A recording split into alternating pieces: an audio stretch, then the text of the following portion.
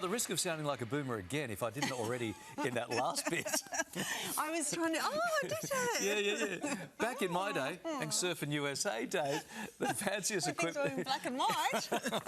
The fanciest equipment we ever saw at school was an overhead projector or a shiny new calculator. Now, the AI revolution has introduced expert systems and thinking computers into the classroom, along with a whole host of ethical conundrums. Yes, as more and more Aussie students engage with this new tech, how can we ensure they use it honestly and responsibly without shortcutting their education or critical thinking skills? Well, to talk us through all of this, it is a big issue. We welcome back author and tech expert Tracy Sheen. Morning to you, Tracy. Hi, Tracy. Hello. Look, this is something we're all talking about as parents now, and for a lot of us, wrapping our heads around, you know, AI is really hard and complex and sort of a bit daunting, to be honest. So what's the first thing you would recommend for people to just get familiar with it when they're sort of talking about this at home?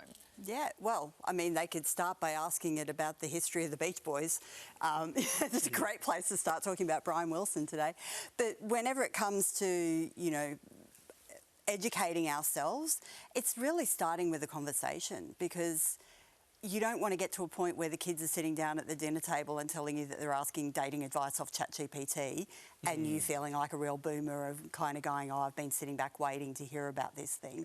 Yeah. So we need to be getting involved now, whether it's looking up the prices of groceries or doing our shopping lists on it, you know, whatever that may be. So you mean instead of Googling everything, which does aid you when you say, oh, I'll Google it, because no one Googles anymore, Right. they all ChatGPT. So use that engine instead. Yeah, so I have ChatGPT on my phone, and exactly, if I was going to Google something now, I open up ChatGPT, and it's also showing us the way that the changes are coming through with AI as well. Yeah. So much easier than my old Funk and Wagnalls, I've got to say. You've compared these Indeed. digital tools with other tech advancements, like calculators or even Wikipedia, but it's coming in hot. We can't stop it. How do we get around it ethically in the classroom? Yeah, I think the main thing is to realise that it is coming. So instead of trying to kind of push it off to the sideline, we need to be educating our kids on how to use it responsibly. So how can we use it to hack things instead of, you know, create the content for us? What are the guidelines? How do we create a help system? How do we ask questions of it more effectively that we can then drill down into what it is we need instead of staring at a blank screen? Yeah, so to collaborate with it. And you think teachers need to be, you know, teaching how to work with AI. Is that your belief? Absolutely. I think right now the thing that's scaring me is I don't feel like we're sending our current crop of students into the workforce prepared. So we do need to be utilising and leaning into these tools, because the kids need to be walking out of high school knowing how to prompt, knowing what's kind of they're going to be faced with in the workforce. One of your pieces of advice is to demonstrate ethical use at home, right? Now you're asking parents to try and understand this thing. How's that going to work out? Because, I mean, you know, as a parent of... My kids are older now, but I'm still constantly asking my kids to cut and paste and to show me how to do bits and pieces on the computer. Yeah. How's it going to work in reverse? Because now do parents have to try and understand this ahead of the kids?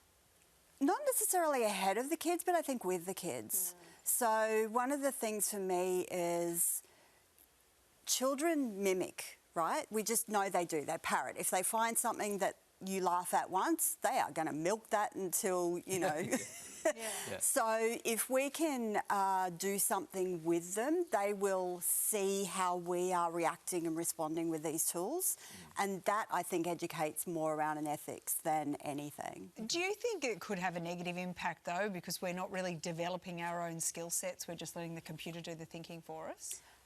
Look, I think it's a possibility. However, again, it comes down to if we're educating ourselves and our kids on the critical thinking, so teaching them how to ask the questions rather than just accepting anything. And if they can tell you how they got to that response, so awesome, you got that answer, how did you get there? Yeah. You know, and if they can't explain that, then we've got a problem. Sometimes I don't know how I got here.